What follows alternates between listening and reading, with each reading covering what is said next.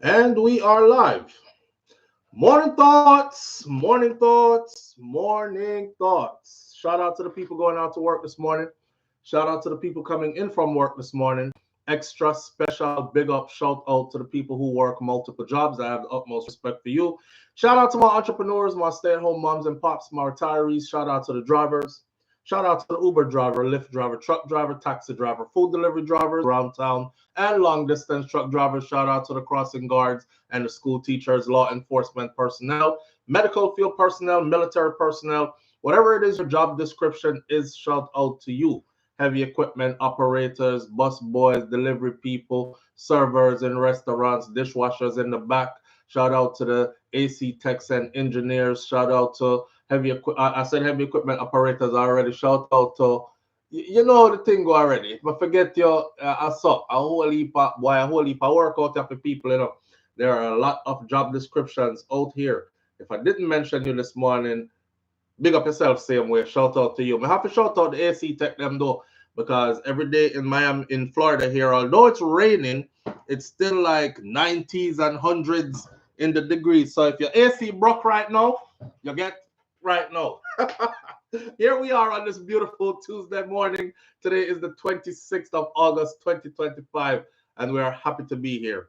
We're feeling good about ourselves. We feel healthy and strong. Wake up this morning, went to the workout place, got some workout in, run a 3 mile this morning, and then did some 45 minutes of weight training. So, you know, man, feel good. Up and feeling real good this morning. Let's Bond TV, big up yourself. Thank you for being here. Let me shout out some people in the chat this morning, though, before we get into the things them. We're going to be a bit all over the place this morning. Sometimes I find that those, when we are not too structured and we're kind of all over the place, it makes for a very interesting morning. This is what we're going off. Yes, we have two topics, or we have two titles in the topic, which we will touch on those. But we also have, I surf the internet a lot looking for current events, what's going on, and so on and so forth.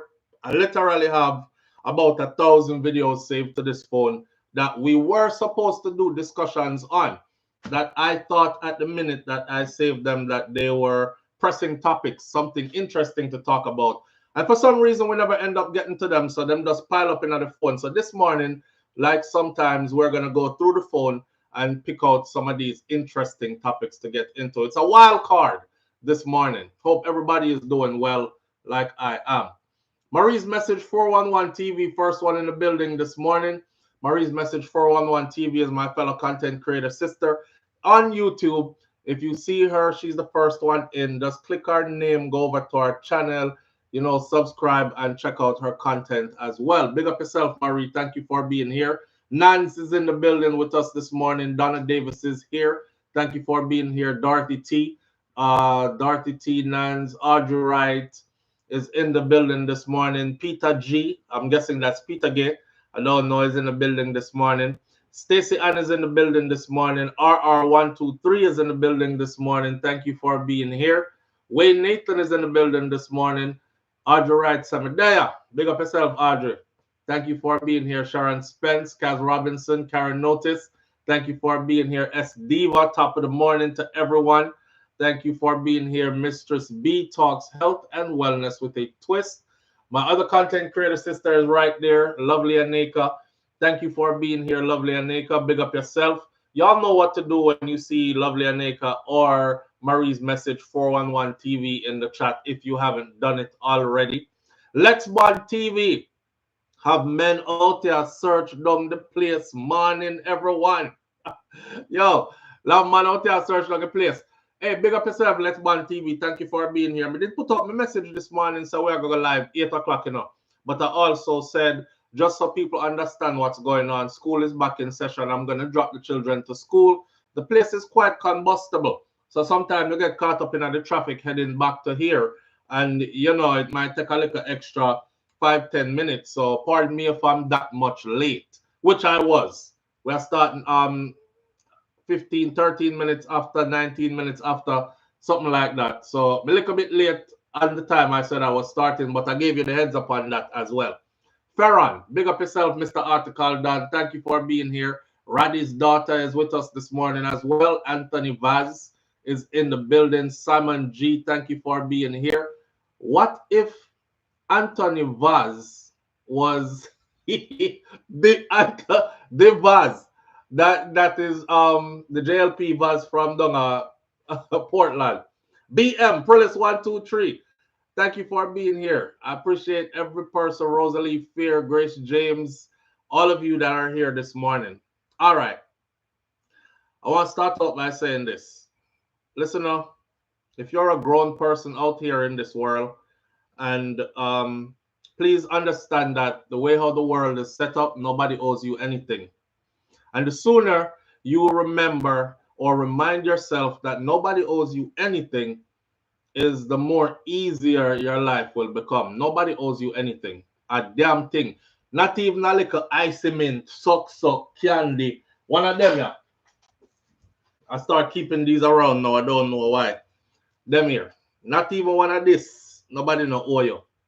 Right? So in life, when you find people that actually do for you, even if I want to diss them gear, you learn to be grateful and you learn to be respectful to those individuals. Because nobody know owe you, not even one of them. All right.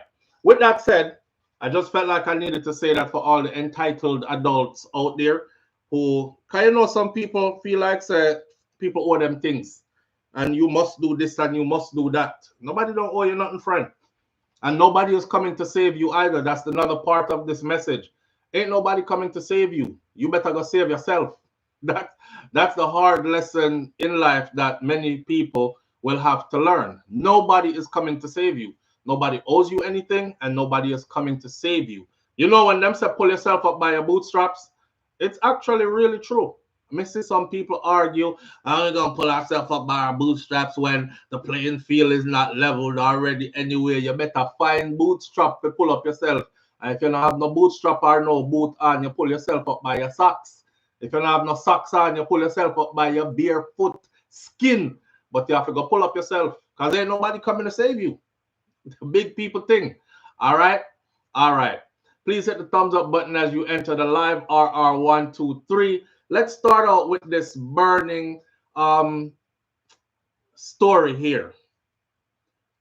I know the dancehall fanatics want to hear about Malie Donn and the Chronic Law because I've been saying that dancehall need a war like right now, but it can't just be anybody. You have to be somebody who is established. And here is one that's bubbling. That's let's watch TV. Here is one that is bubbling. The one here bubble, that one here deserves some pen and paper because quiet as kept, you know. Chronic Law is, I would put Chronic Law up there in top 5 most lyrical in dancehall. Have to be in a top 5. And honestly, don't ask me who the other 4 are. You know, some me gonna say Vibes Cartel already, and don't ask me who the other 4 are. It would have taken me a minute to put that list together. But just know, say he's in top 5. I never said top 5 in stage performance and how he commands a stage. I never said top 5 in dancing or anything. I said top 5 lyricist. He is wicked when it comes to lyricism, right? But a war is brewing out here with, and if I make any mistake in this, dancehall fanatics, please correct me if I'm wrong. From my understanding, Malie Donn is Squash little brother.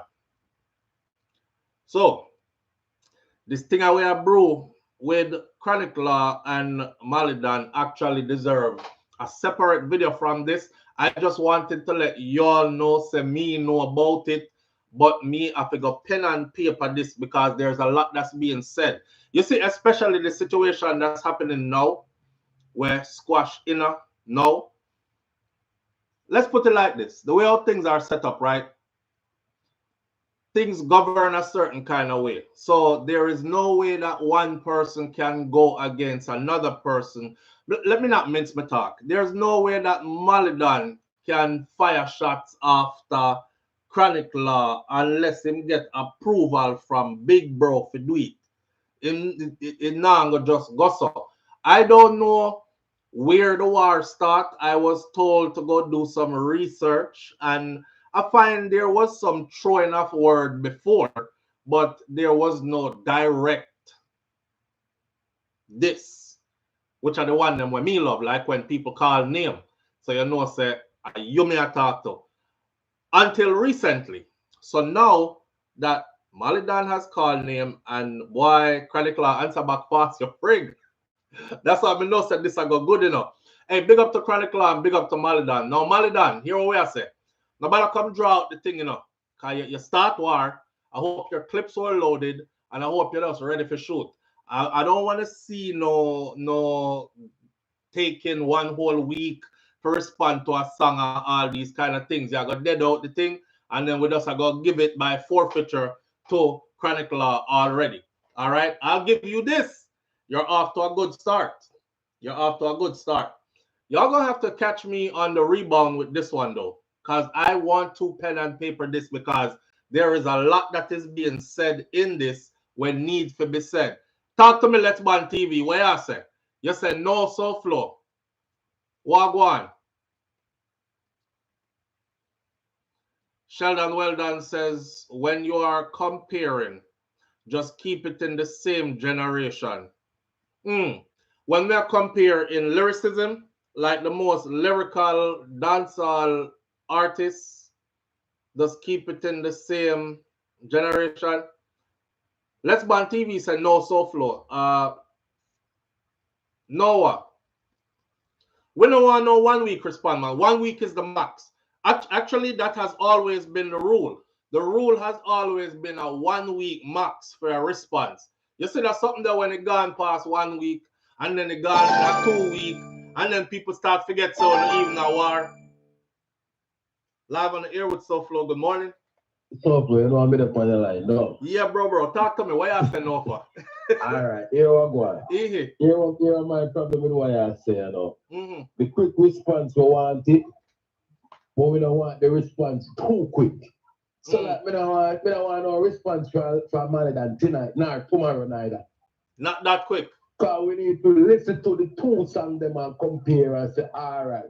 No, brother, when they do it, you go kill out the one that got done too quick. I agree. But sometimes, you have to allow. Done too quick, mention. But sometimes you have to allow them to go at the speed where them feel necessary. Yeah, so we're not gonna say we're not gonna say every 24 hours. It's not even where the speed was necessary. It's kind of like when music there right now. But also when music that good fit that the kind of vibe the inner music. If you understand what I say. No man, you remember the two female them. What's your name? Jada Kingdom and yeah man, but a two female, so we don't really take that serious. What? We take that big time serious, man. No man, we take that big time serious, man. Serious. Bro, not even the man them never give you a clash like that. That's one of the baddest clash in a dancehall history. That's all. With them two female there. 5 years. In the past 5 years. Them two women they set it. So yeah man. 5 years. Yeah, I went the 6 alkaline got it. Now 2019 or 2020. I said one off, you know, and then said the baddest. One off. Okay. One off. So if you got 10 years, I still one of the baddest in our last 10 years. I'm not gonna lie, still. So sometimes it might be a 24-hour response, and sometimes it might take a couple of days to respond. But all right, like this, you know, this one that you don't need a 24-hour call. Malie Chronicle respond in less than 12. Yeah. See? No. So how long you think? Listen to the snippet of both songs. I'm giving it to Malie Donn. I'm gonna tell you that straight up. That me just ain't gonna say. Okay, all right. Chronicle talk a lot of things. Yeah. If you hear the full song, to hear more things when talk. And this however, though, Malie Donn, me feel like film have more punch tonight. Yes. You know what I mean? And call him Akeem. You know what I mean? Yeah. Them kind of liquid thing. And he said some things. Now, Chronicle said one thing which was very recent and it hit for me. No man can wipe off my face. Remember, we just see Malie Donn for some stage, and a man come wipe off his face with good toes. Big wipe for that. You can't. All right, so you see, so all right. So you know what? Chronic Law lyrics. That's why I say that it's song them can't drop so fast. Because if we don't get a chance to really go through the lyrics, how we are going to do it? You can't take 2 lines and say a man win the lyrics. That's true. I agree. But me not talk about. I agree. You have to go pen and paper it. Yes. Remember now, we only hear what? 40 seconds out of Malie and 30 seconds out of Chronic Law. No, me hear the whole of Malie song. Really. I've heard all of Malie song. I have not heard. Oh, yeah, the whole of. Yeah, man, me hear all of Malie song. We hear about 40 or 45 seconds. Chronic, I think me only hear a piece of Chronic Law song. Like me, I look for the whole song and can't find it. So me don't know if him put out the whole thing or him just put out a chip. I'm not gonna lie to you, as I said, me I root for Chronic Law in the wire. Really? See? Me not root for nobody yet, bro. Me just see who. Yeah, that Chronic Law, me really have to find another one. See it. No man, you have one. Me like Chronic Law as a lyricist. See it. Me know they can create damage, but I'm telling you, there's a thing called they can put too much lyrics in one song, you know, and fuck up the song. Overload the song with. Yeah, I feel like that song is already overload. Yeah. I'm sure you have to that thing. Malie is not a lyrics man per se. But you have the 1-2 punchline there where we kick you. You know if you put the badness. You understand what I say? Yeah. Chronic Law can get one whole line of lyrics. And it's bad, but it can probably have too much lyrics tonight. You know, sometimes you have to dumb it down a little bit. Yeah, you probably need to dumb it down to my level a little bit. Now go show us something. Them leverage that I go for an episode alkaline and some other lyricists. It can't give a man who has so much of a lyricist, too much lyrics in a one song. But Alka is like that too. That's just my opinion. Alka is like that too. However, though, I have me a root for. Alright, sir. You make full sense. Yeah, but I agree. It's when Alka do it. It's when Alka do it. Alka we put a lot of lyrics in our song, but some catchy lyrics. Chronic Law lyrics, them, we don't even know how to classify them. Chronic Law is a poet. It's kind of more harder to catch and harder to understand. For Chronic Law lyrics, I would disagree with that still. Yeah, man, me write them out word for word, you know, bro. Me write them out word for word, you know. So let me show you something. I mean, notice this. So me write out an alkaline song, right? The alkaline song, they take me about 4 or 5 pages for write out the song. So how much word the man fit in the song. Then me go for all a Vibes Cartel song now, and me write it out 2 pages. Page and a half. And if you compare the two of them, you know, Cartel in the page and a half say more than it's like it was more impactful than the 4 pages. But so I understand what it's about. Sometimes you can overload the song with too much lyrics or even too many words per se. And really still not punch like you're supposed to punch. It will kill the punch. Have too much words tonight. Like the song's slow. And I don't know really not catchy, nothing. You know what I mean? When we there now, we want to hear lyrics, we want something catchy where we can, you know, move on the floor to, you know what I mean? All right, so we don't want the rapid fire, rapid burst lyrics. We don't want that. Like every 24, 48. None of that. No. We don't want rapid burst in the lyrics. So we want some lyrics, put some lyrics tonight and we'll put some flow in there too. Guitar week, 5 days. Yeah. For the weekend. Give so much, but give it time to at least know that people hear the lyrics and can really make sense out of the lyrics. This makes sense and if that don't make sense. We're still the order, brother. We'll drop a song tomorrow to blood and stuff. We don't really discuss what they go on over yesterday. Yeah, true. And then because of that now we lost tonight. I agree. Absolutely agree. Yeah. But yeah, man, you are, man, and you are look good. I'm going to nobody can do over nobody song like when go do past thing, you know. That's all me I tell him. Nobody can sing nobody question. But right now, another song I'm going to do over somebody's song. You remember saying my father was when go past stage, we go splash and a man song and go sing it. Jaja God. Something you know, you come over here to know say one that splash that Chronic Law at that. Then a Sean Storm lyrics by using that this song, you know. Yeah. And even the title of the song. Go listen to Sean Star, Mr. Switchy Switchy. All right, sir. And the man take the whole melody of it, the whole cadence, the same words, everything. So not even theme. Yeah, not even theme. That's why I said me need for pen and paper. So we can't lose by that aspect there already. Yeah. Even though you have to come out with a more punchy song, more catchy song. If you are looking it from a standpoint, we can say, you know, just because of that. Yeah, I'm gonna take other man things and bring it in there. And, yeah. And him could have switch it up, but him not even did switch it up, bro. Like that. Out there, people want to see. All right, sir. All right. Today night chat. Manners. Yeah. Yeah, him could have even switch up the warm to Mr. Switchy. Him never switch it up. So I was like, damn, if Sean Star give this can you just chop out a big piece of a man song and even title your song after that, and not only title it but use the chorus for the man song. That alone right there, so you get a wrong bang youth. You have to go do better than that. Yeah.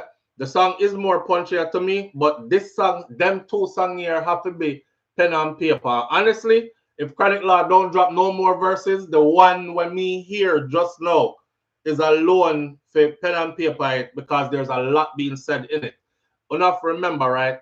Why I started out saying the situation that Squash is in right now, remember say war did broken up. Remember say who was friends before aren't friends anymore, you know. Remember say me telling us if you go listen to Squash's EP, I Hate Being Famous. In I Hate Being Famous, there are things that are said that Chronic Law actually took and said, remember Shabdan, they are prisoner or jail or wherever them have him. Shabdan in a lockup. Shabdan is facing murder charges. Shabdan, producer, super producer, Shabdan. It's a lot going on that needs to be explained. All right. Now, when me a pre-Yasso is this a warrior, I gonna go deep because these people know each other and have a history. When you don't know somebody, you can't just make up stuff and us. It's kind of like battle rap. If you know somebody and you know the intricacies of some of them business, the backlog are hotter. Because you're going to say some things where really people can connect the dots and then say, blow up. You know, say, I'm going to throw him a talk. You know, say, sister named Shelly for real. She do work at UPS for real. She do have a 7-year-old son. Yo, he in the family. He must say this at the same thing of one and this year. So this requires my pen and my paper. Me just make dancehall people know say, me not forget that one here. Today, me have a pen and paper, both of them. And there should be a video review like this. I won't be talking from behind the screen. I will be on camera doing it. All right. So for the dancehall people, that's yours. People been begging me. They're like, SouFlo, you alienated the audience to help build your man. And I respect that. It's true. I did. But we just couldn't deal with the fragrant foolishness, you know. But I mean, I beg for war from the year begin. So let's get it. Let's get it. It's on and popping, and that 1 year look promising. All me I say is I agree with what 5 Up just said. Don't do the quick response, because if we are gonna follow and write out every song, you know who did have me write at record speed? When Jamil and Alkaline and Mavado, cause the whole 3 of them, you know, did a shock when them in a war with Chronic Law them, and then the war with Cartel and Mavado from behind bars, and they had me going like quick fast, and by the time I write out a song, new song drop. Honestly, it eventually got to the point where I couldn't keep up. Because I would have literally stay up late just to write out a song. And when you're writing out these songs, some of them you have to rewind the words. And is that what I'm saying? Sham or Sam? Or Slam? Sham, Slam, Sam. But that don't make no sense. I have to listen to it again. So, with that said, the audience that's going to be listening, that's a part of the joy of doing these. Because you know sometimes them talking a code, you know sometimes, so we are decipher the codes, we are, you know, sometimes them say, SouFlo, you know, listen, good man, something wrong with your hearing, put on your glasses. You know, you reach the age where you have to put on your glasses so you can hear good. Yeah, so sometimes we need the audience to come tell us, Flo, and that him say, bro, him say X, Y, Z, yasso. You get the word wrong, so you get the meaning wrong. It's fun doing these reviews. I'm saying dancehall need a good clash, and I think this is it right here. So stay tuned for this one. All right. Don't and I agree. 5 up. No 24-hour review. No 24-hour quick response drop. Might happen 1 or 2 times, but let's not do it regular because them 2 of them are gonna get burnout, and if the war I got too short, and then remember August, so then remember them I try resurrect Sting, Me not tell nobody enough to go over Sting because it look like say Sting need a resurrection. But if you look at the history of Sting and all these, we are going to a whole different conversation now. The people them would have liked to see that back alive again. Under different circumstances, of course, make sure say you pay the artist them properly, and it's not no disrespecting or going over there. But Sting is a staple to our culture that I would definitely love to see again.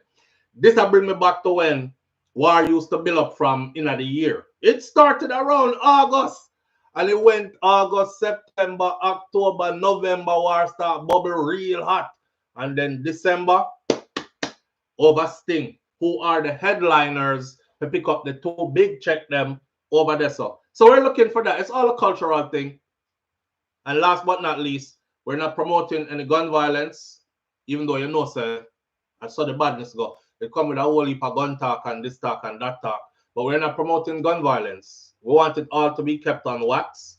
No business how mad is with each other. Keep it lyrical.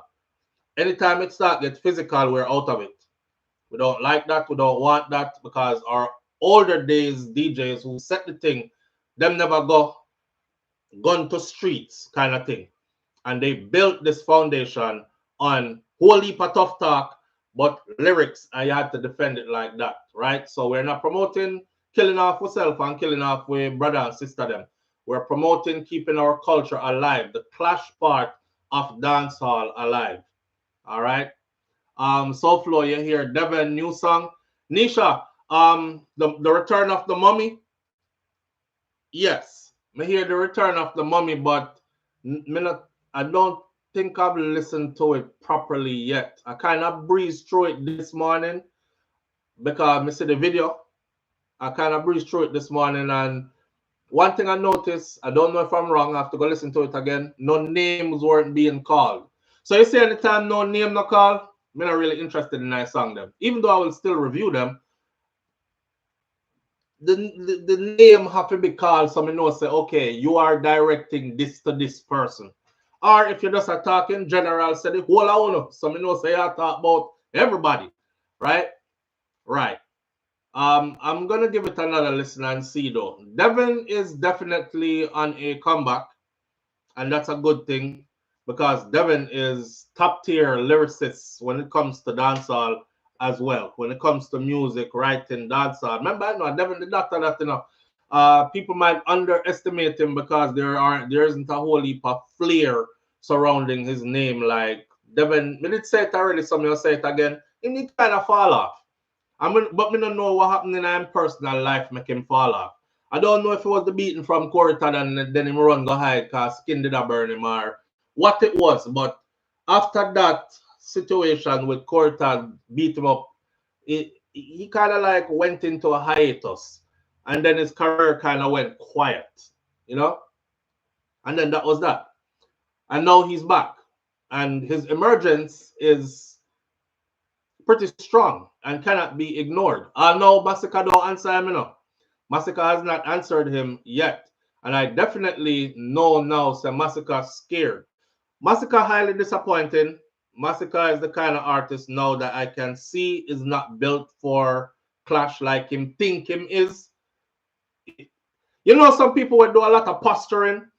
The guy in the room that talked the loudest and the whole heap of posturing. What's something up? Say something. Say something. And the first time somebody like, he's out of there. And it's like, I don't really want to fight it out, dog, but it's just a talk and kind of thing. So that's how I see Massacre now. So just go over there, so but make good music because you do make good music, but stay out of the war thing. Look like you're ready.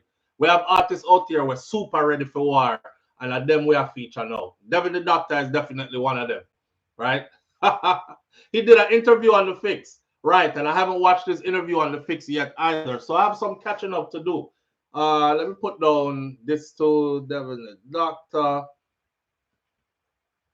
interview on the fix and new song. Yep. All right, we're gonna go over that as well. The Malie versus Chronic Law thing. That's how I lead right now. That's what's leading right now. All right. There's a story out here, a couple of stories out here that are brewing. Did y'all see the special that was done on Patra? Dancehall Queen Patra? Why? Me not lie no. Two people in a dancehall I remember growing up that had the place on lock when it came to reggae dancehall music. I mean, man, big dirty stinking Shabba. Shabba Rankin's buzz in the US was nothing to be played with. And I haven't seen anybody else replicate that buzz until Vibes Cartel came and did it. And probably even do it bigger, I would say. Cause Shabba never locked down big place like where Cartel did and sell it out back to back and all that. But you know, we stand on the shoulder of giants. So them lay the foundation, they did it as big as it could have been done then. And now things have moved on to even a bigger stage and staging. So Cartel had the privilege of, you know, getting from that, moving forward and solidifying himself in that way. But Shabba Rankin greatness cannot be, nobody can dim him light. But on the female side, it was Patra. I'm on a romantic call. Shout out to Lila Ike. Lila Ike just did a remix or remake of in her own version of, which I think is bad. And they have Massacre on it as well. But remember when Romantic Call come out from Patra, a foreign with that, from where Pikni. Oh man. And then she had a couple of other ones, like the one she had with Yo-Yo, and then the one she had, like, she did a whole lot of work. Patra was the girl. But have you all seen the special that they did on Patra? That was quite interesting to watch. I think it now has it been put up a few days now, and it already has like almost 500,000 views on YouTube. Speaking about Patra, how you saw it, Nance? How they're linking her to Aaron Hall, and they're saying that Patra. No, I'll tell you something. This is not nothing new. I can't say I'm hearing this for the first time. We've heard this before, but we hear other name call, and the other names that we heard call was, we're not gonna say the name, but we're gonna say it's Jamaican and it's super famous. Here's them, you know, Patra was pretty young, and so the industry is wicked. So being in these recording studios, I know Patra might be seeing this and like, let me see how he's gonna discuss my life, like my reality. I'm very conscious of my words, right? Because the person who you're discussing could be sitting right there watching you and be like, I mean, here when people get the right to say, watch the big idiot boy, I'm just love chat and chat to him, no. So I'm very careful with how I put my words out. We heard from years ago, long time, said Patra career park up because she was traumatized about how they did her in the recording studio. You know that hold on and take something there? Yeah. So when you come from like country, a yard, and you end up a big town, a foreign, not just town of Kingston, town of foreign, you know, a whole different league. You're around these rich and famous and these heavy hitters, and night after night in our recording studio, you don't know how that they go already. And that story has come full circle now in this documentary story that I just watched yesterday. They talk about how Patra was so traumatized that she just suddenly withdrew from everything, even with millions of dollars worth of work still on the table. Like everybody wanted a piece of her. She was the it girl. Like, we want that Jamaican flavor, you gotta go to Queen Patra. We want the collab. Send it out to her agent. Send it out to her management team. We are requesting her. We need her. She ended up started like no more. You know, I don't know if she got scared because she didn't want to be in that. That's what they said in the video. Don't know if she got scared because she didn't want to be in that environment anymore because of what had happened to her. And it was, I would love for Patra to come tell our own story, because Aaron Hall is a super famous individual. And back in the day, Aaron Hall, the lead singer of Guy, Aaron Hall was up here when you talk about fame and A-lister, New Jack Swing, music, entertainment. Why? Them say Aaron Hall, they think it's Aaron Hall that hold her down and do her when him do her in a studio. And from this, so all they know is after that session with him, she completely changed. She started being like super paranoid. She started getting very skittish in her behavior, to the point where people were even saying like, she on drugs? She's losing her mind, right? I even heard at one time, the same time around when I heard them do something to her in the studio. This is years ago, you know. I also heard that she was on drugs heavy. So I said, Patra, pretty Patra. Because Patra was the eating man. I said, pretty Patra gone on drugs. Oh God. I hope I'm not true. It turns out there was no mention of her being on drugs in this docu-series. They mentioned trauma. Trauma from the hold on and take something there. And she was around some pretty prominent people who might have done some really bad things to her. And they said because she was so young, you know, trauma begets trauma. So them did I say how she went back to Jamaica, run away from all this, go back to her yard, go reset. And when she went back to Jamaica, the money wasn't coming in like it was supposed to. So she found herself financially on hard times. And she eventually designed a way to scam people, because she tell them, say, I'm Patra, right? Travel the world. Big record deal, work with enough big names and stuff. I have real connections that can get you visa for fly out of Jamaica and go foreign and things like that. That's common activities. I don't know how true it is. It says that she was actually caught doing it, tried and convicted. Or she got caught up in a situation where she was caught in, people started to complain because them pay her them money up to, I believe it's like 1 million Jamaican dollars, and she did not deliver on the visa. You know, imagine you're one big star, right? And then your star a fall, but they don't know that because you just experienced some friggery apparent. So you run, come back a yard, but your money are dry up. So you start look on people and say, yep, them I say, yo, Patra, are you that? And I say, yeah, man, but here one, me have something to go on, you know, where me can get some visa for you if you want to fly out. You know, I have the links and things. Of course, people are going to believe you. You're a Patra at the time.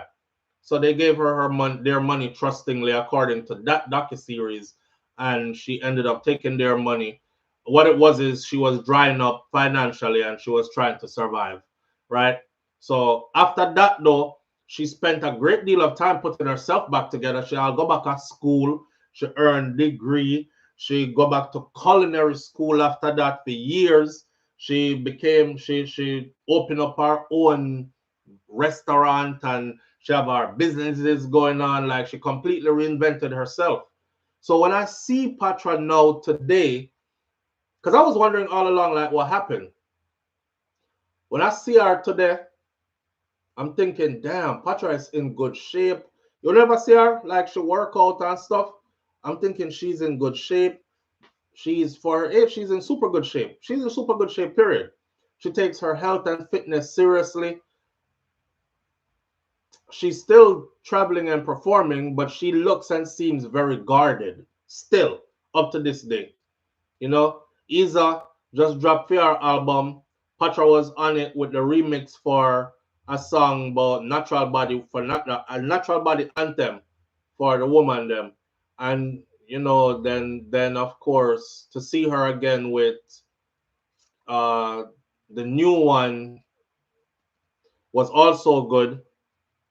Lila Ike was a remake of her Romantic Call, was also good seeing her out again. I would really love for her to tell her story without hearing her story from a third party, because I think Patra has a story to tell. But like so many others, and then I also heard, I don't know how true it was. Mayor said when she did a talk about I'm on a romantic call, it was because she was with a soldier man who was, him in the JDF, and she had do her thing a foreign with her music blowing up and all this. Or maybe they met when she went back to Jamaica. I don't know, but I think the romantic call was about him. But when she came home to Jamaica, and the money wasn't coming in like it was anymore, and the star had started to dim and fade, he became abusive. So she got through a seriously abusive relationship, whole heap of beat up on them kind of thing there. And this is what we've heard.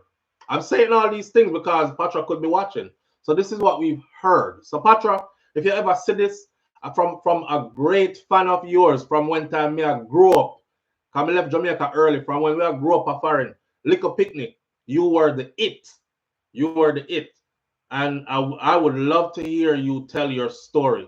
I think the platform is there today for her to be able to tell her story for the world to hear. I don't know if she'll be, how should I say it, brave enough to call out some name, but I just wish that these women would actually call out these names. But then again, I also understand, because there's one Jamaican female artist, I believe it was Macadam, who said people want her to call name, but then people are still alive and them still powerful, and call name and put herself in a danger. Next thing she knows, she or her family member them dead or something like that, or them put out hit pan them or along those lines. So, as much as we want to hear the full story with names called, and yes, Nance, speak her truth, unburden yourself. Plus, we're fans from day one, so we want to know we've been here for the journey. We grew up with you and we still with you. You have to know what you can talk and what you cannot talk, because only you know the level of danger that, yeah, it's only she knows the true level of danger that's there. If she have to go call some name, right? The names of certain people, you might see people on the screen, on your computer screen, your phone, or whatever, and you might think, oh, this is just a vlogger youth, or this is just a musician, when I be a badness back of that. A big gangsterism back of that, and people disappear and dead for real. So she knows what she should or would be able to say and get away with. You know? She has a good point, says Dorothy T. Patra was in a British series recently, says Rizabella. Was she? Do you know what the name of it is, Rizabella? I could never get enough of Patra. I was so, like, when her music like stopped hitting, and then the part of the docuseries where it said she tried to make a comeback, and I remember that, trying to make a comeback, and it was like, yes, for me it was like, yes, she put out music. Remember them time then where I buy CD. So your favorite artist, it wasn't streaming that run the place. Your favorite artist, you would have to go stand up in the record store, and remember when we used to go in a record store and put on the headphone and hear the sample of the music, and then we buy the CD. Yeah, and I'd know that album where she tried to come back, or that single or a couple of singles she tried to come back with. They said that when she tried to come back, the world had changed. The industry had changed. Came back to a crowd that didn't really recognize her sound. They had moved on. Sound had changed. And the way how music was distributed had changed. They had now begun the streaming platform stuff. So you come back, I think, I gotta sell some CDs and make some money, even if I have to sell them out of my trunk. I know, say, if I touch the road with 100 CD today, I sell them at $10 a piece. People are gonna say, "Oh my God, Patra signed the back of it for me." That's $1,000 for the day. That done. That done. I don't know if musicians realize how they kill their own earnings by giving over to that streaming something there. Cause them did start to get some good money. It's on the HBO channel, Roddy's Daughter. I can't remember it either way. I just said that too. It was Tanya Stevens that said that Shannon called name. Okay, Rizabella. It was Tanya Stevens that said Shannon called no name. Okay. Queen Africa did it, and the same people who asked for names call her crazy. Who for name Queen Africa call? Our father name. Well, let me not call her name no more because I was told not to. So you put it in a comment though, so I'm reading a comment. Uh yeah. I'm not even following up on that. Out of respect for whoever said don't call the name, I just don't call the name no more. Unfortunately, there's danger in calling names and living in Jamaica, RR123 says, which is absolutely true. And we're absolutely aware of that as well. You can't remember the name of the series, but it's on HBO channel. Roddy's daughter says, get Millie Black. Is that the name of it? Roddy's daughter?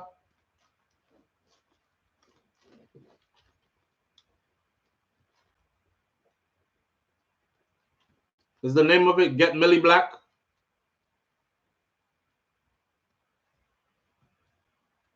She's in TV series, can't remember the name, but she did look good. She does, and sometimes these stories have AI addition to them. Speak her truth. She has a good point. Patra was in a British series recently. Probably put something in her drink, then take the thing, says Banches. She and her husband opened a restaurant somewhere in JA. Is she still with that husband though? Because the parts, remember, I know, may I tell her, say, what we hear is nothing we vetted, we just heard, right? So is the story about being in love with the soldier was true and him beat her up and did they make it through or did they break up and she got there with somebody else? And no one know the whole stretch, the whole scoop. She went into church after that, Roddy's daughter said. Not the first time that his name was called on something like this, says Nans. Yes. Back then dancehall was tricky. The US market, they were the breakout artists, the foundation. I should probably get Feel Up. Probably more than Feel Up. The way how me hear Aaron Hall talk about the way how I heard Aaron Hall talk about his baby moms and how him just walk over and just grab her by her hand and just carry her upstairs and just fuck her. And to find out that she was 16, it's kind of disheartening. It's kind of weird too, you know. But then he's like, I didn't know. I mean, I didn't know she was 16. You know what I'm saying? Uh, so it was around them time there, and Patra was around them people there.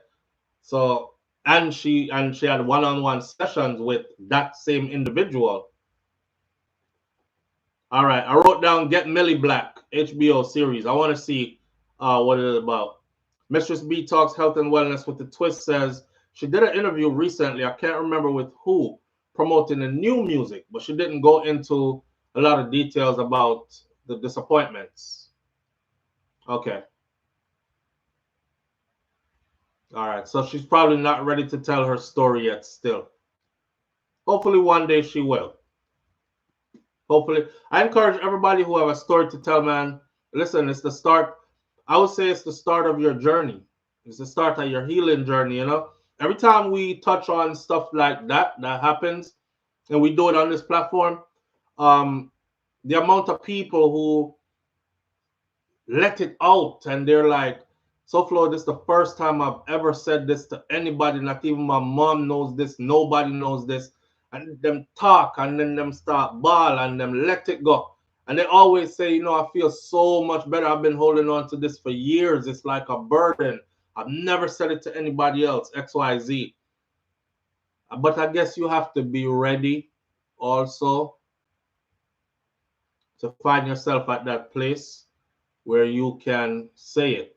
I don't think that place will ever be comfortable for someone who has been victimized I don't think that place will ever be comfortable. So I don't think if you're looking for a comfortable day or a comfortable timing to let it out or a perfect timing, I don't think you will ever find that. I think when you start to look at life though, like, man, life is limited, you know, life short, you know, man. We don't know when this thing gonna get take from we. I think I might have to start really speaking up and living my truth, and I gotta unburden myself from this burden right here. I choose now. Then it will come out. Then it will come out. Ain't forcing nobody who's not ready, but I would love to hear Patra's story about why because she fell off. She did. She did what we call falling off. But to find out that it was a purpose falling off, it wasn't because her music stopped selling. She disappeared from the industry in high demand. Like the people them kept, according to that docuseries, the people kept on coming and trying, big name people, to where they just couldn't access her anymore. She took her time and just faded out herself purposely. And you have to wonder what makes somebody does that. Somebody said yesterday she made it to America. She made it to the top of the food chain. She got to where a lot of people hope and dream to get to one day doing music. And she saw the face of the devil. And that's that. When she saw the face of the devil, she finally realized that this ain't where she wanted to be. So she'd have to reset herself all over again. Trauma comes with seeing the face of the devil, right? That's how it was put. Trauma comes with seeing the face of the devil. So with that, I don't know, man. I don't know. I think it was very interesting to see, though. Very interesting to see, to hear. But again, Patra, if you're out there and you're watching this, we would have loved to hear your story from your way, told through your voice about what happened to you. And none of us can tell it. We can only guess. And we can only go off a hearsay. But you know what happened to you. You know what you went through. You know why you gave up all that fame. I mean, she was at the top of fame, you know. There was no other Jamaican who else was there? Nobody was in Patra League for like a couple of years good. Nobody.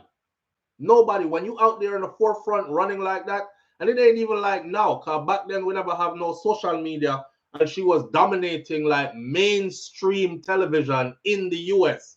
All the MTV, BET, them kind of sitting there. There was straight Patra. And to walk away from that purposely, something real traumatic must have took place. That ain't no just get up overnight, because that's the stuff that everybody dreams of who does music. So you don't just get to the top and say, I'm done, had enough, and go.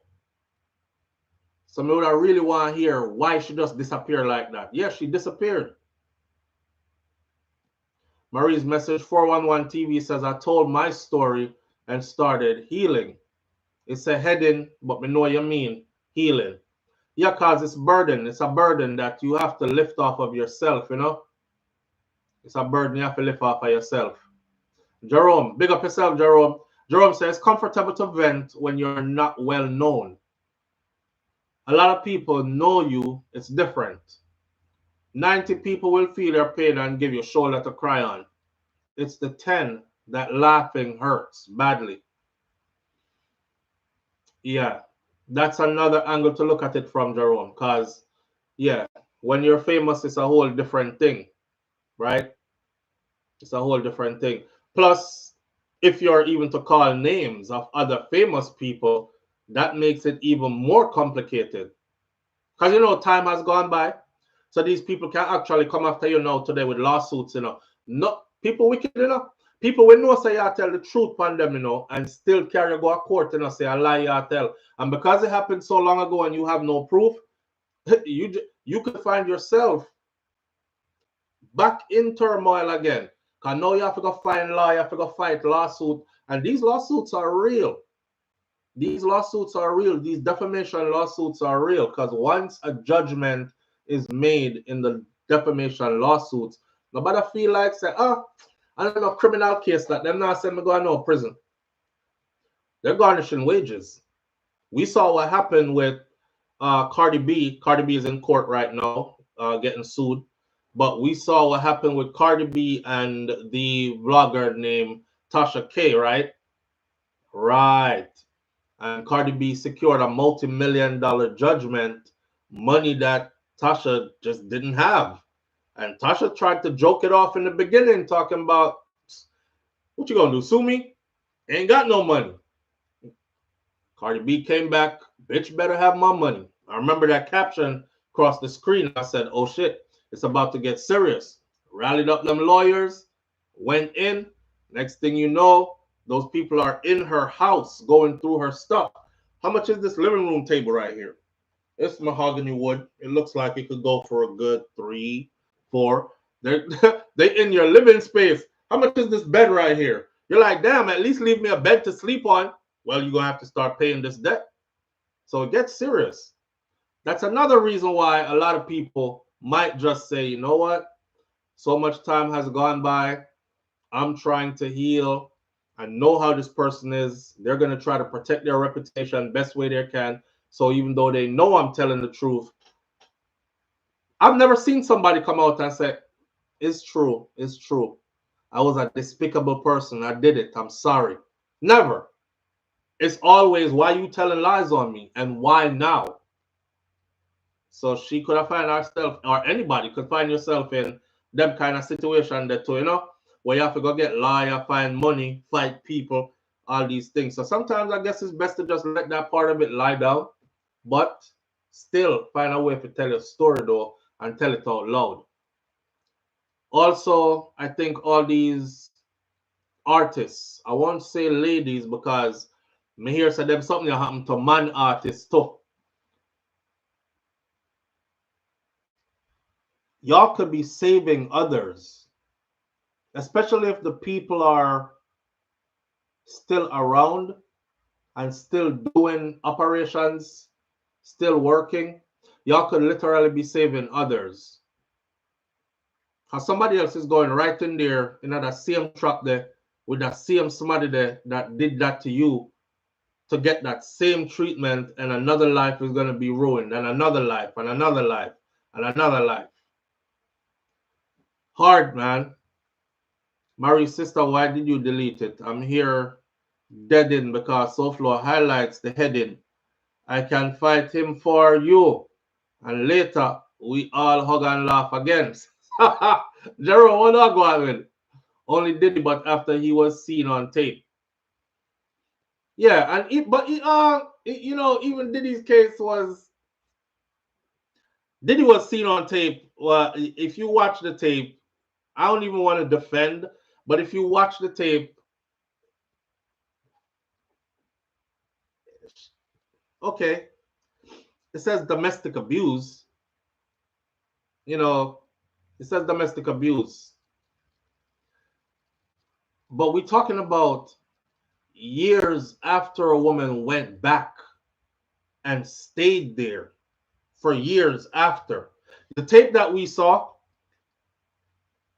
Cassie and Diddy had a relationship after that. And then when you read the paperwork, I knew, and I told you already, that he wasn't trafficking her. And if the courts, when verdict came down that he beat the RICO, I wasn't surprised. The only thing I was thinking though was they want him hemmed up because he is a black billionaire and they want his assets because they made it, they told the public what they were going to do, right? So once you're in a them claw, they can actually use that to further their agenda. And I thought he was caught in that. But as far as her being, come on, man, I saw Cassie standing next to Diddy's woman, who we all know, Kim Porter. And Kim and Diddy was having children and everything like that, living together, you know, everything like that. And Cassie was right there, like on red carpets, in events, and the way how she laughed and played the side chick well, like this woman don't know that I'm me a ride our husband, you know, or me a ride our man, you know, but she act like she was just this innocent, I'm his protege, you know, we're working on music and entertainment only. She was, I don't think she was no victim. She was no victim. Eyewitnesses from all of their events or eyewitnesses that have been around them for years all said the same thing. She was super violent when she was ready, and so was Diddy to her. And they would fight each other. A lot of the times, you know, they've seen cases where she would just haul off and straight. Even she admitted it. I punched him in his face, she said. And I was like, wow, she admitted it. So what you think the man fi do after you thump him in his face now? And you know says a man where I whip your ass from God know when. And now y'all stuck in a cycle where him beat me, I beat him, we beat each other, and then we make up later.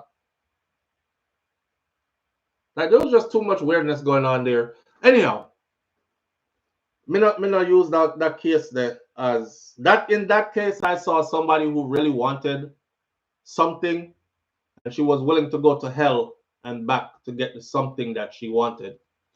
You know, being on the charts, having hit records, being the woman on the arm of that guy, top man kind of thing. She was willing to go to hell and back for it. And that's the price she paid, you know? And it all came with it. If him did broke, the first time him lick her, she cut. If him did broke, it wouldn't last all them years then. We're talking about like over a decade. If it was a broke man, he couldn't even support her habits because she developed an expensive habit, drugging and partying. She would have been gone. Right. I just meant the beating part. Yeah, he denied it. True. I got it, Audrey. I got that part though. But that's a little bit of what we see on the tape. But we don't see what did happen will lead to that. You know what I mean?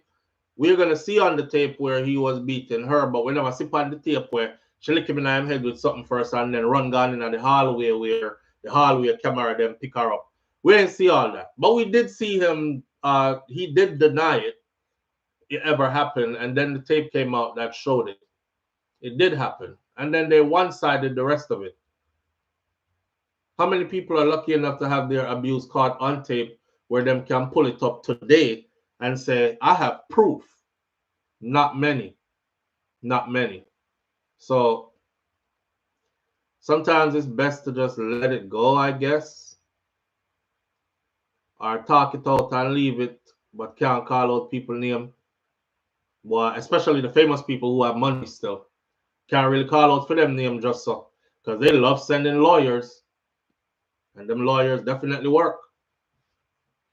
You know? There's something going on here, a story that's trending. Jamaican people, when they not coming to foreign, when they stop the frigga foolishness, man. Y'all seen the story about the Jamaican that was caught at the airport with child porn on his phone and arrested? Well, he's making the rounds now, and his face is everywhere. No. This is after they've told you that you will most likely have to surrender your trusted phone. They might not catch you on the first go because I'm busy with other people, but they have written it into law and it's mandatory now. When they say to you, open your phone, you're going to have to open your phone. When they say to you, surrender all your passwords for all your different social media sites that you're on, you're going to have to do that.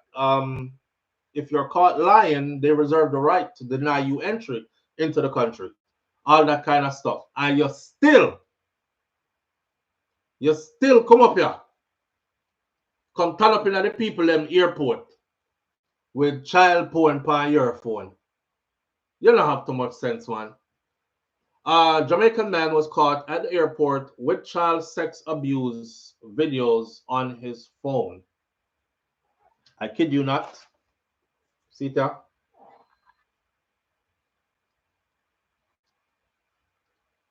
So he's making headline news for the wrong reason. Oh wow, this computer about to die. All right. Some of the big crusty man, you see, you're 33 years old. What does a child? Why you looking at a child like what one child have for you? You know how much woman out here. You know, no disrespect to women, and I'm gonna fling a stone, but you know when you fling the stone, the hit ones always holler. So if this is not you, I'm not disrespecting you, and I'm not talking about you. But you know how much loose woman out there. You know how easy it is to get some crutches. You know how easy it is to get anything you want out of some woman out here. You know that there are a lot of them out here.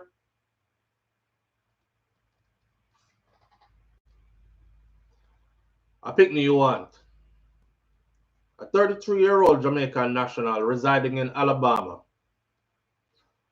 was taken into federal custody on Thursday at Fort Lauderdale Hollywood International Airport after U.S. Customs officers discovered child sex abuse material on his electronic devices during a routine search on his electronic devices. Demero Nelson of Foley, Alabama, was arrested following his arrival on a Spirit Airline flight from Montego Bay, Jamaica, according to federal authorities. U.S. Customs and Border Protection officers conducting the search found video showing Nelson in the video performing acts on a child. And here I was thinking you went to the dark web and found some nasty material like that and possibly had it on your phone. Well, have it on your phone and that them catch you with. I never know, say, are you in the video? Big E that boy. Yeah, Nance, this is why I'm saying Big E that boy. They already made it public knowledge. They already told everybody. I already told everybody multiple times. Matter of fact, I was telling my audience this before they even made that law, that this is the new law, how they're going to be operating. I already told everybody, start clean up. I think it's from like a year ago, me tell if you start clean up, or 2 years ago, start clean up your footprint on social media. Remember I said that? Start clean up your footprint on social media, because everybody is looking at it and you're not hard to find even when you think you're hard to find. We're talking about employment opportunities here. I remember I took a contract in Texas, and I'm thinking I keep my worlds separate, so they might possibly find me under my government name and my professional stuff, but no way possible they're going to find other stuff that link to me.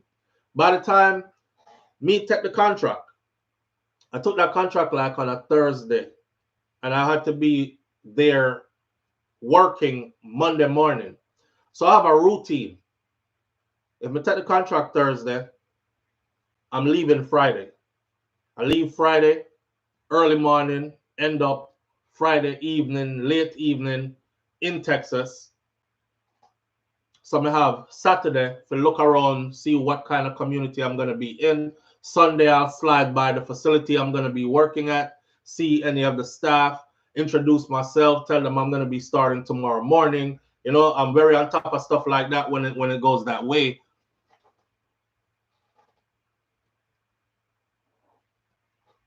Take your contract, you go.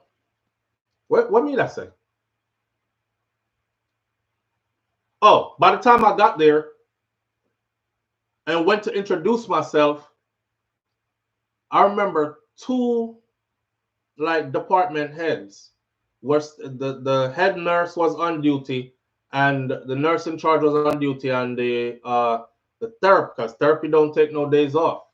You know, so even on weekends, people need their therapy. So even though you might work Monday to Friday, they have those who come in and fill in Saturday and Sunday sessions as well. So the therapist that is the lead therapist was there on that Sunday when I checked in just walking around the facility and happened to bump into the person who actually hired me, gave me the contract.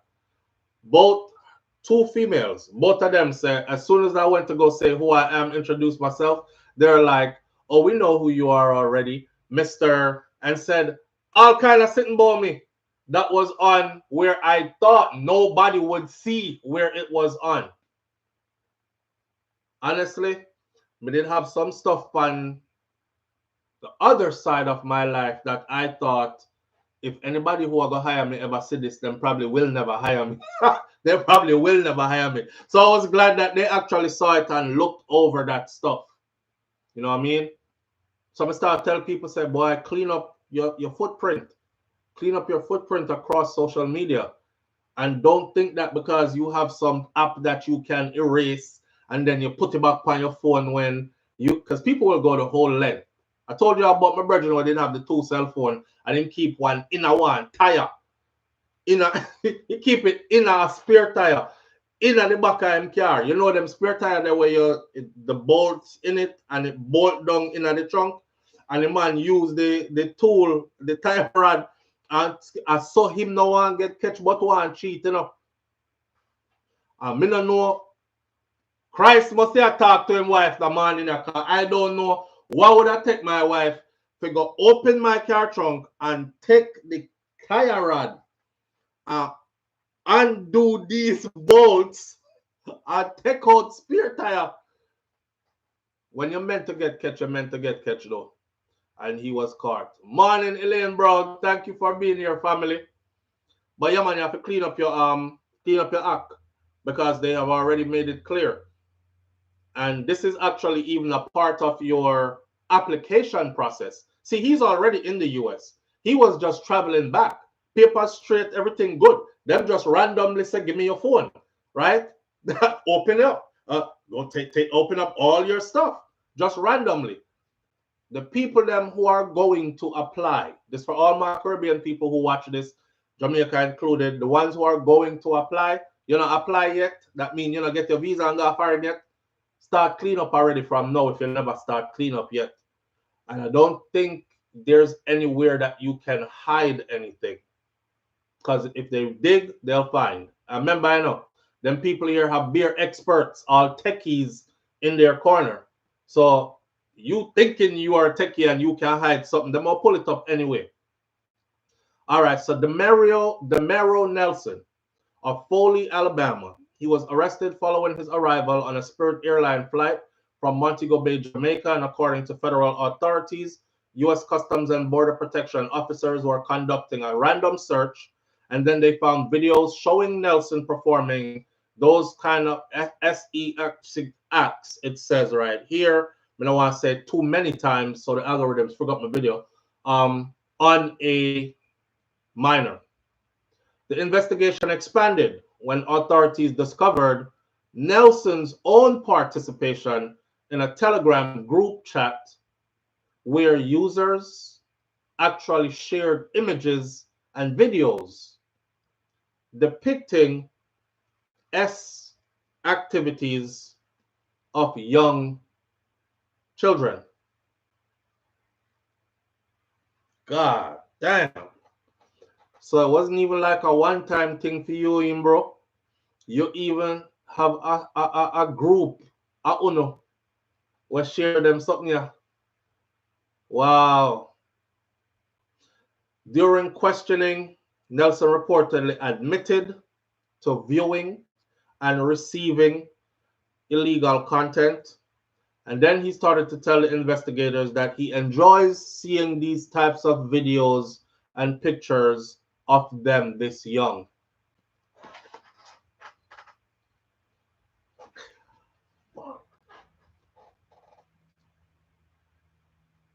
I wonder if me read this right. Are them a make up sitting upon the idiot boy? Cause can't that him tell them? It's can't that him tell them? The investigation expanded. Let me read it again. When authorities discovered Nelson's participation in a Telegram group chat where users allegedly shared images and videos of SQL abuse, the word they use, sexual abuse of young children. During questioning, Nelson reportedly admitted to viewing and receiving and sharing the illegal content, telling investigators that he enjoys seeing these videos and pictures of them that young. Them for hang your blood clot a foreign. Yeah, them for hang you.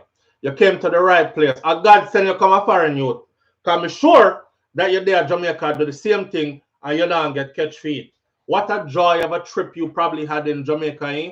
And left some traumatized Pikni down there. People like these, they don't just change spots. People like these, they don't just change overnight. People like them, yeah, they don't go on vacation and leave that bad habit there. They go on vacation lurking, looking for a victim, and look and them know too. It's easier to get away with it in Jamaica. You can see him go to Jamaica now and probably excited in a blood cleat. See me? I'm gonna pardon my language this morning, but I can't stand them. You see me here? Can't wait to reach. Can't wait to reach. Hey, when we're done doing this morning, I'm gonna put his picture on the front. So people in Jamaica or even here who come across our video, if you know this individual, if you've had any run-ins with this individual, then reach out to law enforcement. If them not do nothing, reach out to us. Okay? I'm gonna put his picture because I haven't done the icon for this video this morning yet. I gotta make you come that way, man. Because you probably do this at Jamaica and you're not getting caught for it. And you know what God said? Them can't catch you a yard because you don't know where you have to go and that's all. But me I go shame you. And me I go shame you in a big way too. Me I put you up on the grand stage. Yeah. So now you're on the grand stage and you're all over front page news today in the US of A. You gotta love the US. With all the friggery and friggers that we are going, you gotta love the US. Because you're gonna get caught. It's just a matter of time, you know. This mofo told the investigators that he admits to the pictures and videos and admits to receiving and circulating the illegal contents. And he told them that he enjoys seeing the videos and pictures of them that young.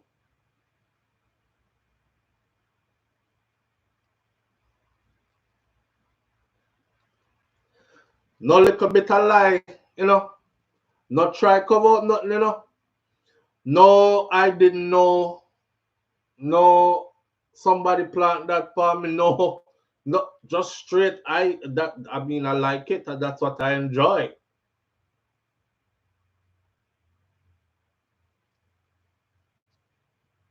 Audrey said, spirit make him take spirit. Audrey, you can't make this up. you can't make this up. Him spirit make him take spirit. Remember, they playing a spirit. Life is so paradoxical and strange. I can't tell from way back when. Look at God. Him spirit make him take all the airplane. Him spirit make him take spirit and walk right into him consequences. You frigga you. Yeah. Yes.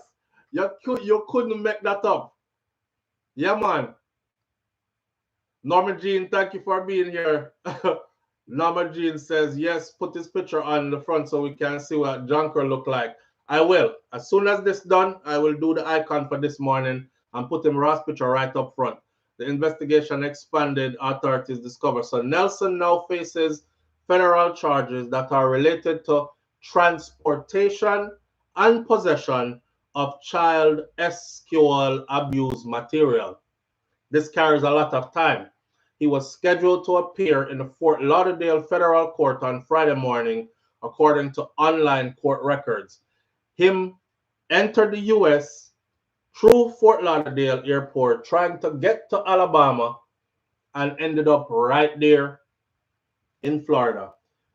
Right there, so in a Fort Lauderdale. When I'm saying about Florida again, be careful when you pass through here, because you will come on vacation and leave on probation.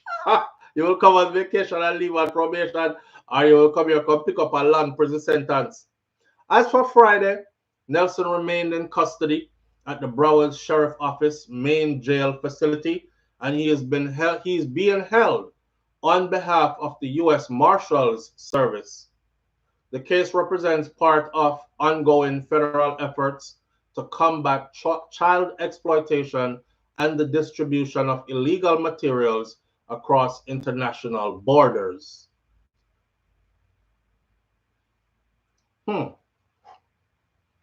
Who's to say that the child or children involved in his materials are not from Jamaica? Who's to say it's not Jamaica him go do him stuff and film him stuff and him get catch with it at airport coming back into the US?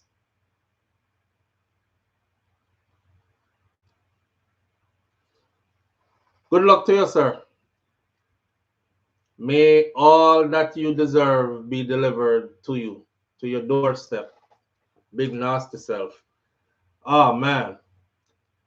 I believe they are in Jamaica, says Nance. I believe he has victims in Jamaica. I definitely believe he has victims in Jamaica. Because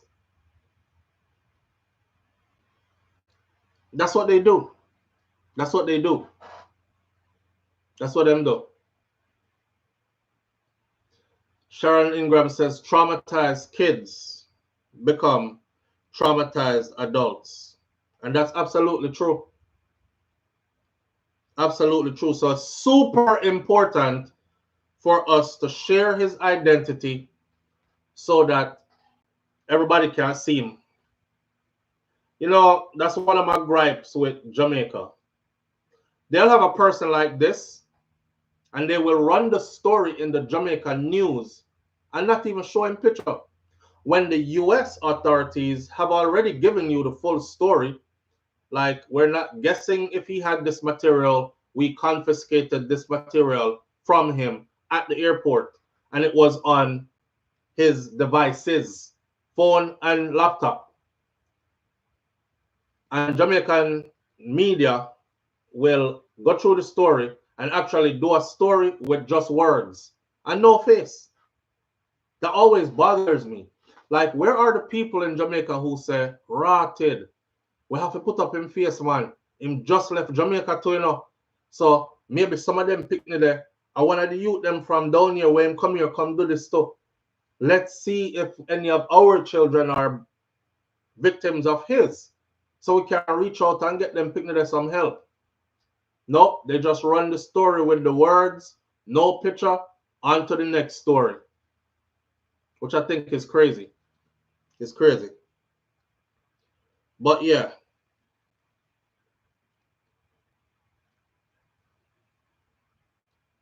Couple of other stories here I want to talk about this morning.